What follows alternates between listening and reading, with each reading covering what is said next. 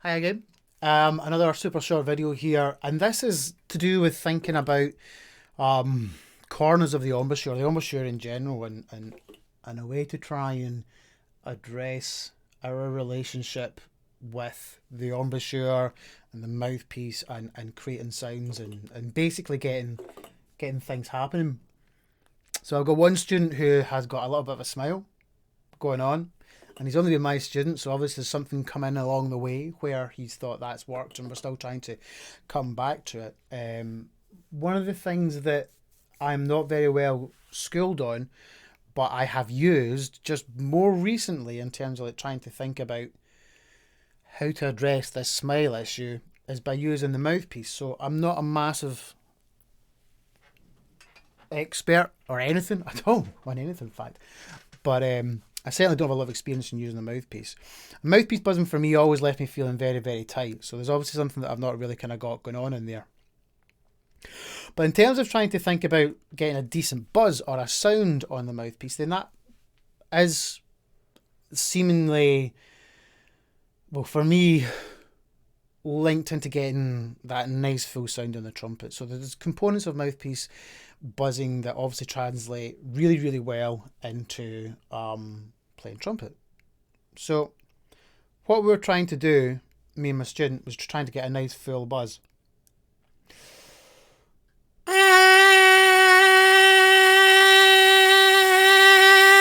And that's great, and the buzz starts straight away.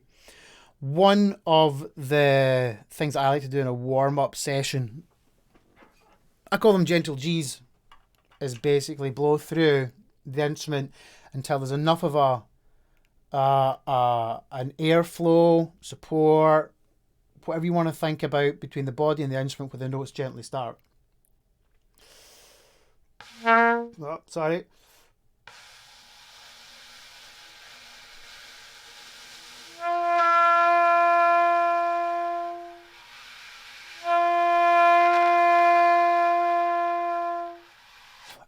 Okay, and that's quite a nice way to wake up the embouchure. But then I was thinking, you should be able to do that in the mouthpiece, surely. Now I know there's lead pipe resistances and everything else that come into it. So I was thinking about, so what happens here if I do it in the mouthpiece? Still thinking about the same pitch.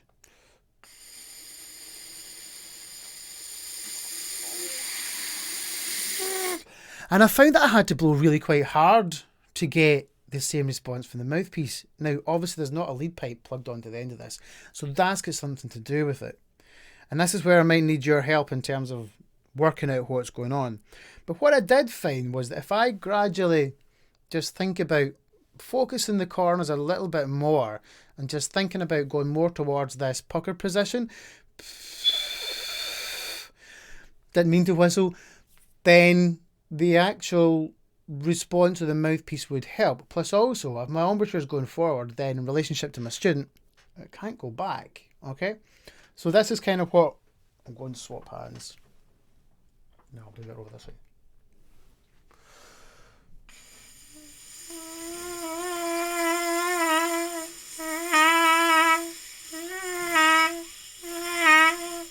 And I found that I could actually engage the buzz in the mouthpiece a lot sooner than without using this technique here. I could engage the buzz in the mouthpiece without using loads of air. That's what I meant to say there. Again, this video is going to be entirely unedited and just fired out as it is, because these are thoughts I'm just getting. So, and I thought I would share. So here's what I'm thinking in terms of our corner control and the creation of sound. Obviously, if our corners are focusing nice and forward, then we're not going to be able to go into the smile position. But more importantly, if everything is getting this more set forward position, then it's a more cushioned responsive area, because we're going to be probably have a better ratio of lip embouchure engaged with the mouthpiece, and therefore that's going to respond to air a lot more efficiently. Oh, my grammar is horrendous this morning. I've had one coffee. Okay, so when we do that with the trumpet, it'll probably sound the same.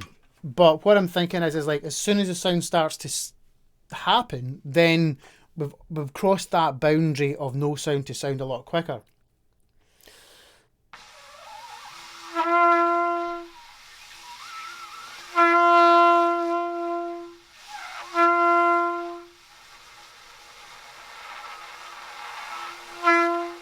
And what I find is that is what was happening when I was doing the gentle G's. I was naturally just not manipulating, but just allowing the embouchure to grip the airstream.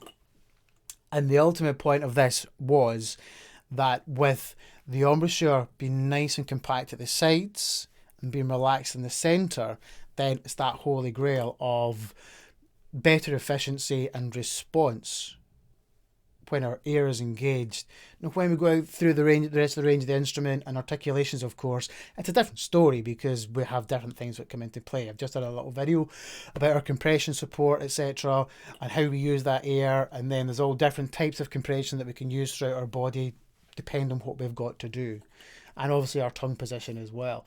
So that's pretty much it. I really wanted to get this done and dusted as soon as possible. 6 minutes, 12, 13, 14. Thanks for watching, people. I would love to hear your comments, especially on the mouthpiece side of things, because I'm not massively skilled on mouthpiece work. I am going to be doing a little bit more.